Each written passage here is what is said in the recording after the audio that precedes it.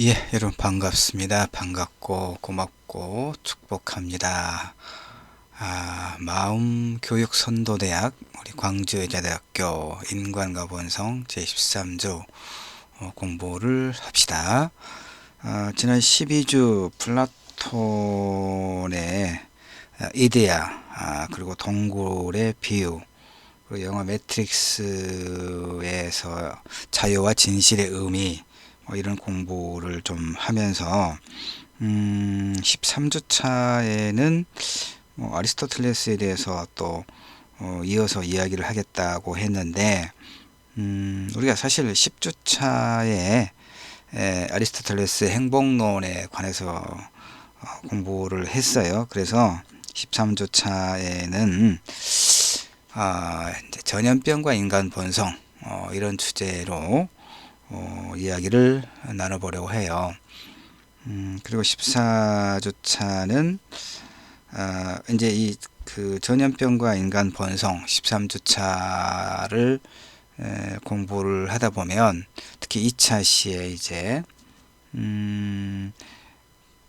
이 코로나 바이러스가 이렇게 전 세계적으로 2년째 확산세가 멈추지 않고, 물론 우리나라 같은 경우는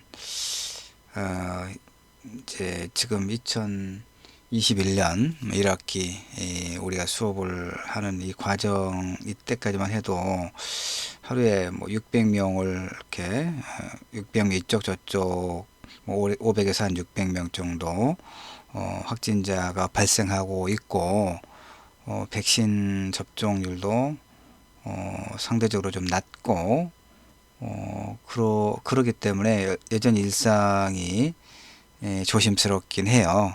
근데 또 다른 나라의 사례와 비교하면 우리는 그래도 안정적으로 코로나 바이러스를 좀 관리하고 있지 않은가, 이런 생각이 또 들기도 하지요. 그런데 이제 특히 서구 세계, 그러니까 유럽과 특히 미국 이런 데서 코로나 바이러스와 관련해서 동양인들에 대한 혐오가 좀 확산되는 측면이 있어요. 그래서 한국 사람들도, 한국 교포들도 그 폭력의 피해자가 되고 이런 측면이 있죠. 이것이 이제 우리 14주 차에 공부할 소위 생존 메커니즘과 폭력의 윤리적 문제와 연결돼요. 그러니까 13주하고 14주는 또 조금 연결되는 측면이 있고요. 그렇습니다. 그 다음에 13주 지금 1차 시인데 2차 시에 조금 이야기를 또 마무리 때 할까 합니다만은, 이제 이번 기말 시험 대체 과제는 되게 13주하고 14주의 주제의식을 좀 같이 연결해서 여러분에게 생각할 수 있는 그런 과제, 기말 대체 과제로 이렇게 내려고 생각을 하고 있어요. 13주, 14주 또 잘 들어보도록 합시다. 자, 이 자료는 내가 이제 쓴 자료입니다. 개간 푸른 사상이라고 하는 이제 문학 전문 잡지가 있습니다. 이 문학 전문 잡지에 이제 그 특집, 이게 언제인가 한번 내가 봐볼까요? 예, 2020년 가을호, 그 코로나 시대에 뭐 시인들 이런 특집 글 중에서 이제 코로나 바이러스와 문학, 이런 이제 그 제목으로 실은 내 글을 우리 인간과 본성 13주 1, 2차 수업 자료로 삼아서 지금 활용하고 있습니다.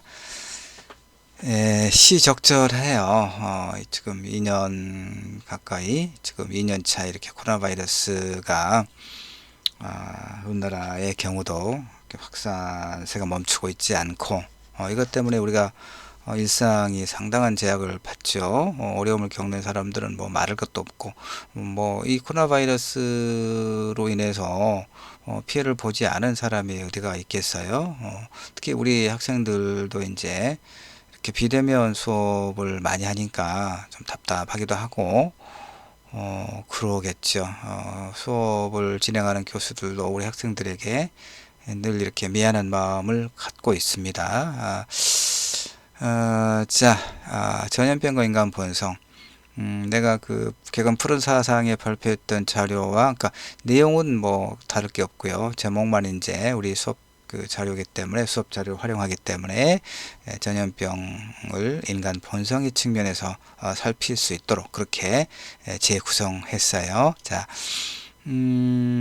전쟁이나 질병과 같은 재난은 전쟁, 질병, 사람들에게 놀라움과 충격을 일으키죠. 동시에 재난은 인간의 도덕적 혹은 윤리적 문제를 제기해요.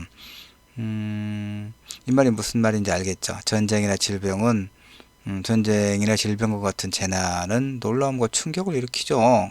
또한 재난은 인간에게 도덕적 혹은 윤리적 문제를 제기하거든요. 자, 그런데 이 부분에 이제 그 문학 개간지의 시를 어떤 그리기 때문에 이제 이런 문화예술과 관련된 이야기를 했고, 우리는 본성이니까 본성에 조금 더 이제 밀접한 내용만 읽어보고 또 설명을 하려고 합니다. 자,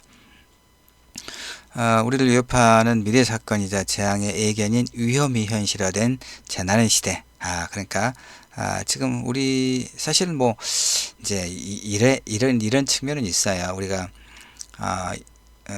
지금 21세기에 이 코로나 바이러스라고 하는 미증유의 어떤 그 재난, 세계적인 재난을 겪고 있죠. 그래서 이제 역시 또 위험이 현실화된 재난의 시대다라고 이야기하긴 하는데, 내가 다른 뭐 수업이라든가 이야기했는지 모르겠습니다만은, 사실 근데 이전의 경우도 늘 재난은 인간의 삶에 위협적이었죠. 그렇죠? 그다음에 이제 근대 과학이라든가 이런 것이 발견 혹은 발명되기 이전인 뭐 석기 시대, 청동기 시대를 한번 생각을 해봐요. 그러면 인류의 초기 시대를 말하는 거죠. 그야말로 재난이 인간의 삶에 엄청난 영향을 미치던 그런 시대죠. 뭐 추위, 더위, 폭풍, 그 다음에 가뭄, 그 다음에 그 병명을 알 수 없는 어떤 전염병, 그랬죠. 그러니까 인류는 늘 재난과 함께하고 또 재난에 맞서고 그런 삶이라고도 볼 수 있어요. 근데 어쨌든 우리는 이제 이 코로나 바이러스, 소위 코비드, 그러니까 이렇게 이제 명명을 해요. 코로나 바이러스 이전, before 코로나와 그 이후 after 코로나, 이렇게 구분해서. 그러니까 지금 이게 이제 이 자료가 작년에 2020년 개간 2020년 가을호에 실린 글이기 때문에 이제 내가 이 원고를 작성한 때가 이제 8월 말일쯤 되나 봅니다. 그래서 뭐 지금 이제 2021년 6월 됐으니까 이게 지금 엄청나게 많은 그러니까 이 숫자가 의미가 없을 만큼 전 세계적으로 이 생명의 박탈과 감염의 위험과 공포가 지속되고 있죠. 지금 코로나 바이러스라고 하는 것이. 그러니까 근데 이제 중세 유럽 인구의 3분의 1을 절멸시켰던 패스트가 그랬던 것처럼, 그러니까 한 4년 정도 중세 유럽에 이 패스트가 유행을 했어요. 한 4년 정도에. 그 4년 정도에 유럽 인구의 3분의 1, 그러니까 3,500에서 4,500, 뭐 그 정도, 한 3, 4천만 명이 죽었잖아요. 그런 다음에 이제 물러갔죠. 그랬던 것처럼 언젠가는 코로나 바이러스가 진정될지 모른다. 뭐 진정은, 그러니까 이제 예측은 이제 두 가지예요.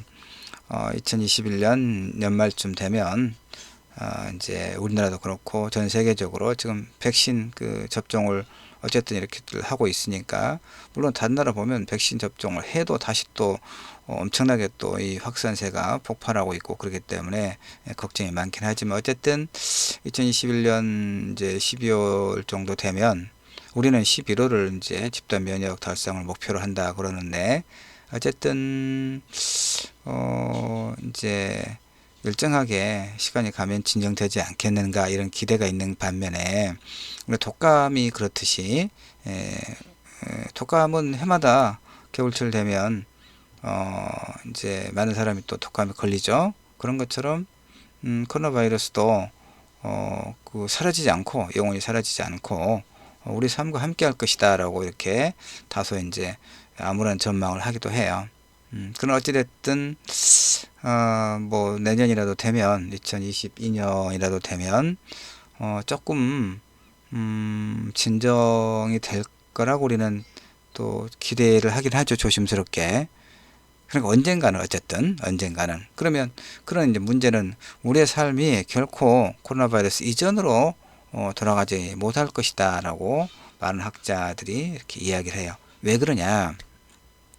이번에 나타난 소위 신종 코로나 바이러스는 결국 이제 성장 문명의 종언을 알리는 징후적 사건이기 때문에 그렇다라고 이야기합니다. 그러니까 성장 문명의 종언, 그러니까 성장 문명에 대한 경고, 그리고 성장 문명을 더 이상 지속해서는 안 된다라고 하는 그런 어떤 경고를 주는 하나의 징후적 사건이다라고 대부분의 학자들이, 다양한 분야의 학자들이 대체로 이렇게 이야기를 하고 있거든요. 자, 그걸 우리가 이제 인간의 어떤 본성의 측면, 인간의 운명, 인간의 삶, 이런 것과 연관해서 살펴보고자 하는 것이 13주차의 수업 목표입니다. 자, 질병과 공포의 은유, 무슨 얘기인가 봅시다.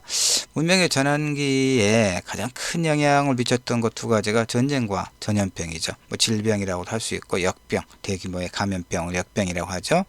전염병이라고 하니까 전쟁과 전염병 두 가지예요. 근데 이 둘은 따로따로가 아니에요.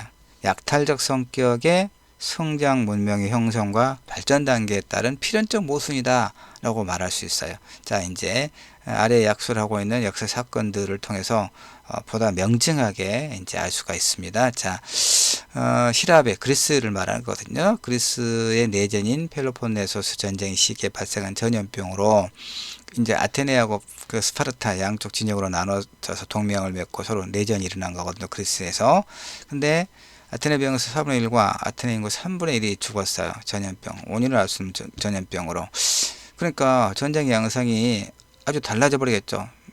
그동안 이제 앞섰던 아테네가 완전히 소멸의 길로 접어든다는 얘기예요. 전쟁도 말할 것도 없고.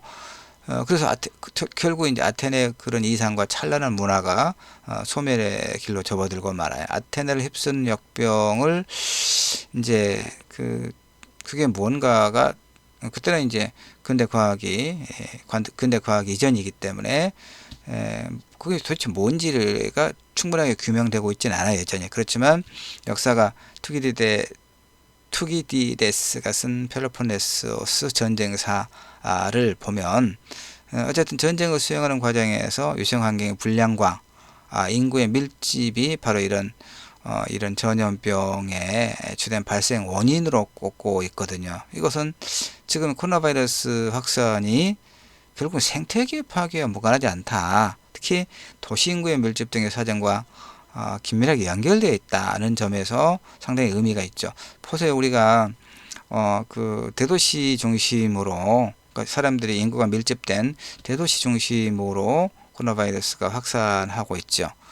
그 인구가 밀집되어 있지 않은 아주 시골 지역은 사실은 도시에서 온 사람들로 인한 감염으로 인한 거죠.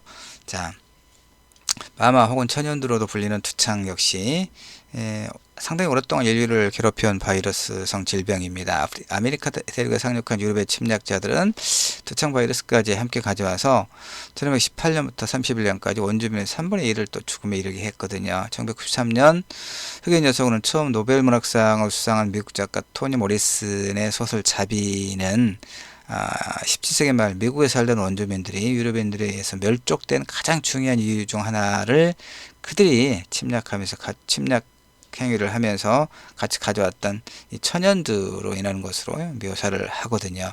그 다음에 1918년에서 19년에 인플루엔자의 대유행으로 1차 세계대전의 피해를 거의 입지 않았던 미국에서만 67만 5천여 명이 사망을 했거든요. 인도의 추정 사망자 1200만 명을 포함해서 당시에요. 전 세계적으로 2200만 명이 사망했죠. 이건 1차 세계대전으로 사망한 850만 명의 2배를 훌쩍 뛰어넘는 그런 이제 대재앙이 있었죠. 인플루엔자. 독감이죠. 이처럼 교육 및 교통의 발달로 인간은 이제 대양을 뛰어넘어 질병을 이렇게 교환하는 거죠. 전 인류가 거의 모든 질병의 패턴을 균질적으로 경험하게 돼요. 신종 전염병이 생기면 항로를 따라 빠르게 전 세계로 전파되고, 매독 역시 이런 대항해 시대의 산물이다, 이렇게 이야기할 수 있습니다. 그 다음에 1985년부터 미국과 아프리카에서 급격한 확산을 보였던 에이즈는 90년대 들어서면서 유럽, 아시아, 남미 등으로 이렇게 확산돼서 이제 거의 유행병이 됐단 말이에요. 에이즈가 무서운 것은 뭐 때문입니까? 그 효과적인 치료법이나 안전하고 효율적인 백신의 개발이 아직 요원하기 때문에 그래요. 95년 이후 세계적으로는 이제 이 에이즈 환자가 좀 줄어드는 추세라고 해요. 그러나 우리나라의 경우는 2013년부터 매년 1000명 이상의 감염자가 나오고 있고요. 2018년 기준 보건당국에 보고된 에이즈 감염 환자가 13,000명이 넘어요. 참 무섭죠. 에이즈와 관련해서 가장 심각한 문제는 근데 한국 사회에서 에이즈는 죽음, 오염과 타락, 죄에 대한 징벌로 여겨졌다, 이런 얘기죠. 이런 도덕적 오명은 이런 그 환자들의 진료 거부, 그 다음에 요양병원 입원 거부 등 감염자들에 대한 사회적 배제와 차별, 권리박탈을 정당화하는 기제로 작동하고 있다. 이게 이제 바로 이런 것들이 우리가 14주에서 공부할 희생양 메커니즘과 폭력의 윤리적 문제, 희생양 메커니즘, 이제 거기서 조금 이런 개념들을 공부를 할 거예요. 그러니까 요건 이제 내가 작년에 쓴 글이라고 했죠. 작년에 발표하느라고. 그러니까 뭐 이런 그 소위 이제 한때 작년에도 이런 일이 있었잖아요. 이태원의 유흥클럽에서 코로나 바이러스가 집단 감염이 발생하니까 이제 그 성소수자들이 그 감염병 이 코로나 바이러스를 확산했다는 사회적 비난과 함께 그들에게 혐오의 정서가 확산되는 측면이 있었죠.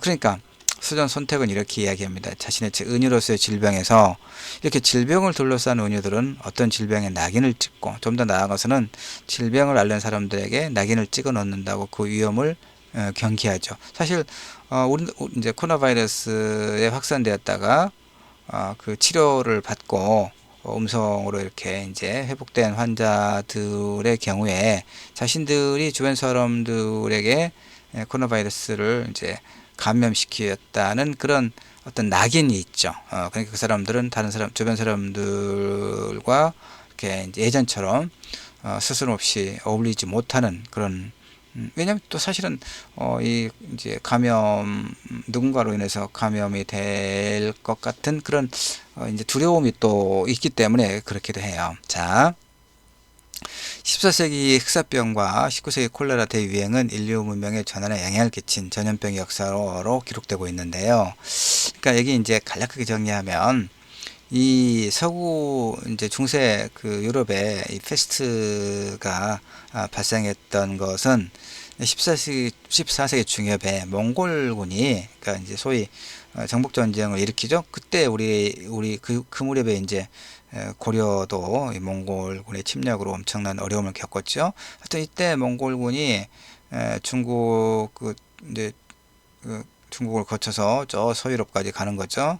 그러는 과정에서 이제 그 소위 이 패스트에 감염된 이제 군사들이 있었겠죠. 병사들이.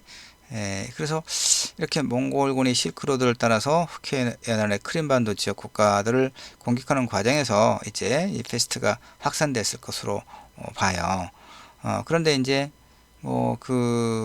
이 카파성을 포위 공격하는데 워낙 이렇게 그 저항이 크니까 이제 몽골군이 그 다음에 이제 몽골군 진영 내에서 패스트에 감염돼서 죽어가는 군사들이 나오기 시작하니까 몽골군이 이제 퇴각을 해요. 그러면서 흑사병으로 인해 죽은 시체들을 투석기로 도시 안에 무더기로 던지고 후퇴해 버려요.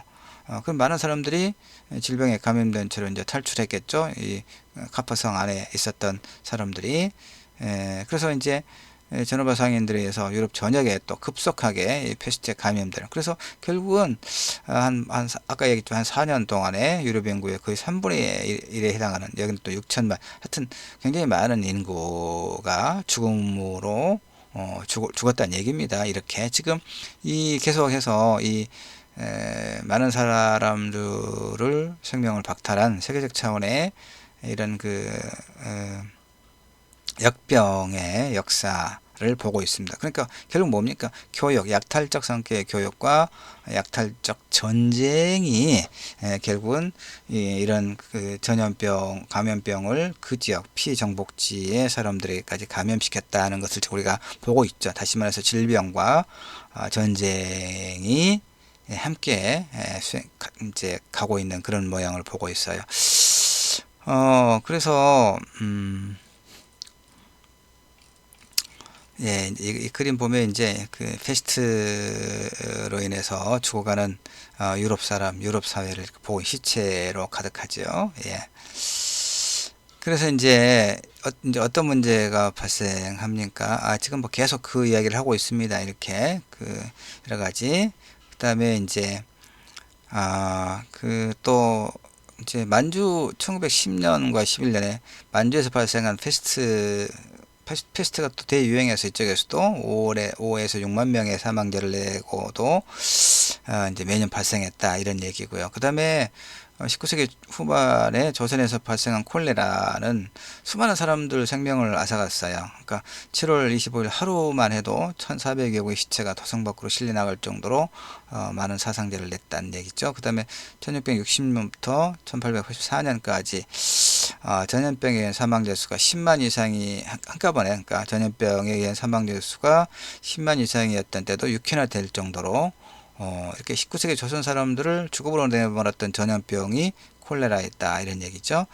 이런 식으로 인류의 삶에 엄청난 어떤 인류의 삶을 절멸의 공포로 몰아갔던 다양한 이제 이런 질병들, 역병들을 이제 우리가 계속 보고 있습니다. 지금 1차 시에서는. 그런데 여기 보면 이제 포의 소설 붉은 죽음의 가면은 콜레라와 같은 당시 유행하던 역병을 죽음의 사신으로, 패스트가 창궐하던 이때 런던을 배경으로 한 특수의 소설 전염병 연대기도 인간의 힘으로는 어쩔 수 없는 천형으로 여기면서 전염병에 대한 불안과 공포, 그로 인한 타인에 대한 경계와 적대에 대해서 묘사하고 있거든요. 그러니까 이 또 소설 경리는 20세기 초 패스트와 치열한 싸움을 벌였던 샌프란시스코의 상황을 묘사하면서 전염병의 공포가 어떻게 인간의 사악함을 부추기는가, 우리가 볼 게 지금 이겁니다. 인간의 본성과 관련해서 전염병의 공포가 어떻게 인간의 사악함을 부추기는가. 그러니까 이 소설, 마릴린 체이스의 소설 경리에서 흥미 있는 것은 뭐냐면,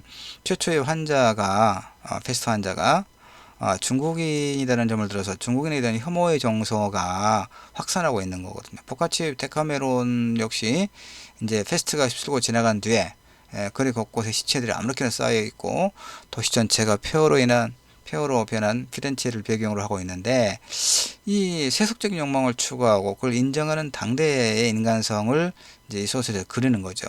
특히 이 소설에서 이제 운명과 맞서 싸우고 그걸 극복하는 방법을 배우며 나고 운명을 개척하는 인간의 모습. 그러니까 두 가지예요. 자, 전쟁과 역병이 이제 닥치고 난 다음에 어떤 측면이 있냐면, 일단 역병이 지나간 자리에는 정신사적인 변화가 와요. 시랍반도 내전인 펠로폰네소스 전쟁 앞서서 봤잖아요. 이때 발생한 전염병 이후에 아테네 사회가 어떻게 변화가 되냐면, 아노미적 상황, 대혼란이 와요. 도덕적 타락, 그리고 규범 파괴. 역병이 발생하기 전 아테네인들은 이런 개인적 이익보다 공동체의 선의 기반을 둔 삶을 매우 가치 있게 여겼거든요. 그런데 역병이 휩쓸고 간 이후에 공공선의 추구보다는 점차 냉소와 절망이 심화되고 정말 그들이 추구했던 균형과 조화가 아닌 부도덕과 무절제 상태로 빠져. 왜? 그러니까 그들이 믿었던 신에 대해서 어떤 두려움도 갖지 않게 되거든요. 왜 그랬겠어요? 신을 숭배하는 자나 그렇지 않은 자나 역병에 죽어가는 것을 목도했기 때문에 그들은 이제 신의 신성함과 전능함에 대한 믿음 대신에 순간적인 쾌락에 몸을 맡겼다, 이런 얘기입니다. 유럽에서도 페스트가 지나간 후에 이렇게 종말론적 세계관이 유행해요.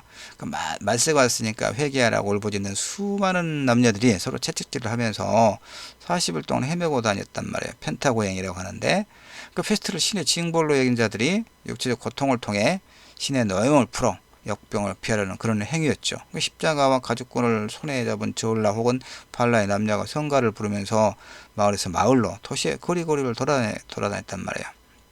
이렇게 그러니까 이런 것들이 결국 전염병은 뭐예요? 인류 역사와 함께 해왔다. 문명의 전환에 개입해왔다, 이런 얘기입니다. 문제는 전염병 자체는 인종이나 신분 혹은 계급을 묻지 않지요. 근데 오늘날 코로나 바이러스에 감염되고 사망에 이르는 사람들이 이제 글쎄요, 대체로 이제 뭐 노년층이라든가, 미국 같은 경우는 그야말로 빈곤층이죠. 그러니까 산업사회가 재화의 배분을 둘러싼 계급적 지위다툼이 핵심적인 불평등이었다면, 오늘날의 이런 그 위험사회에서는 위험 요소의 불평등한 분배를 둘러싼 공포감이 이제 문제가 돼요. 불안과 관계의 감염, 이 부분은 2차 시에서 하도록 하죠. 이제 명상, 마음을 이제 편안하게 좀 하고, 또 눈을 감고, 13주 1차 시, 코로나 바이러스가 우리 삶에 어떻게, 또 우리 삶에 어떤 그 위협을 주는가, 와 관련해서 마음을 좀 편하게 하고 명상을 한번 해보도록 합시다. 1차 시는 일단 여기까지 할게요, 여러분.